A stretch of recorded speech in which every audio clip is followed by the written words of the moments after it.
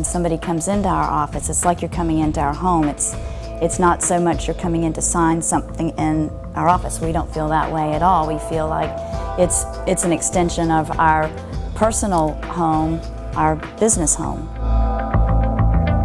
And it creates a wonderful, unique spirit in our office and a family feel that people know that when they come through the door that they're not dealing with a nameless person. They know everybody that answers our phone, and everybody that answers our phone knows them.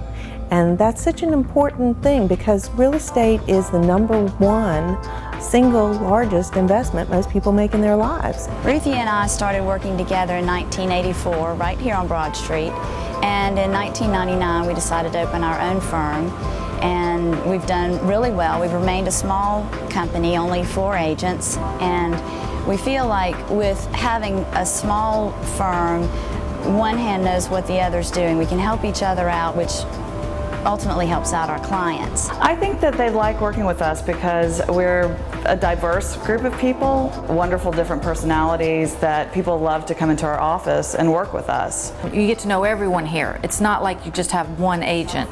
You're working with 4 professionals and expertise. We really do spend time with each client personally. Right, we're not about a billion served. We are all from Charleston. We, and as Lane and Smythe being just 4 of us, I mean, when you work with one of us, you're not really just working with one of us, you're kind of working with all of us. We like to focus on our clients. We like to get to know them. We develop the relationship with them. They get that attention that they may not get in larger firms.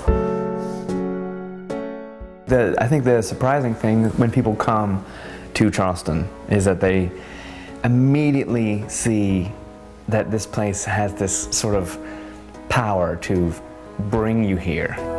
I mean, if you walk around downtown, south of Broad, and these ancient homes, and maybe you haven't been in Europe before, maybe you haven't been in a place that has a downtown community that is thriving. And what's great about Charleston is it truly is a living city. I mean, it's not a living museum, it's not stagnant. You want to buy the heritage and the history along with the quality of these buildings that are really time-tested. Not only have they survived hurricanes and fire, but they stand up because of the quality they're built in. It's magical, and it's the kind of place that sort of gets into you. We're not just selling houses, but we're selling a place. The light that this city gets, it's stunning.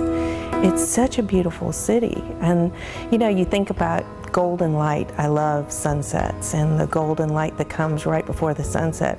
Well, I've always thought about Paris with the golden light. Well, Charleston has its own beautiful golden light, and it is so incredible. And we have so many wonderful vistas to view that from. One of the things that makes Charleston so unique, I think, you've got a lot of little corner grocery stores versus big supermarkets. Well, Charleston has all this. I live on Trad Street, and Burbage's, I go to Burbage's all the time. I have 2 small children, and Mr. Burbage knew me, knew my son growing up. You know, he remembers everyone. It's a wonderful, wonderful feeling.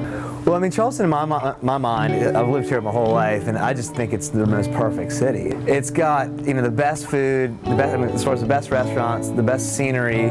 We got the, you know, obviously the water, but you know, it's got a small feel to it. I mean, it's a peninsula. I think there's a lot of quirkiness and a lot of just picturesque spots in Charleston. You can be walking down one street and feel like you're in England, and you can turn the corner and feel like you're in a small village in France or Italy. I just think, you know, the greatest thing to do is just to walk down the street and go grab a bite to eat or a drink or whatever. And So many people that I know have come to Charleston just for a visit and just immediately fall in love. It's very easy to meet people. I'm always thrilled when I see a client out and realize that how many people they've met and what parties they've been to, and they've only been living here for a few months, but already they've met so many friends. My name is Bert Carmiel, and I'm from the Old Village in Mount Pleasant. All a person has to do is walk around the city. The city is seductive, to say the least. It's just an air. As soon as you walk, you can see it, you can feel it. And it's a relaxation, but not drab. It's got life. It's got, you know, vitality. I've worked both with Ruthie and with Lois, and they're just family. They're good people, they're caring people. It's a boutique firm. For years, Ruthie and I have specialized in historic property downtown Charleston, but sometimes people come to us and even though maybe we're looking at houses downtown, they decide, or maybe sometimes we offer the suggestion, have you thought about Mount Pleasant, or have you thought about the beach? The Old Village is an absolute jewel. It has neighborhoods which are neighborhoods. The people living here are not absentee owners. They enjoy the city. I won't even say city, they enjoy the village. What's great about Laney and Smythe, I've worked with them for many, many years, is that they get it. They understand the difference and they want to help their clients try to find a home. It's a very social city. People are very, I think, neighbors. I live downtown and, we all know our neighbors. We were having a pirate birthday party for the 7, and he sketched out. He said, Mom, I need a tree house. So I envisioned it in the tree. I knew that John Paul would make it, fling it out. For his 7th birthday, he wanted a tree house.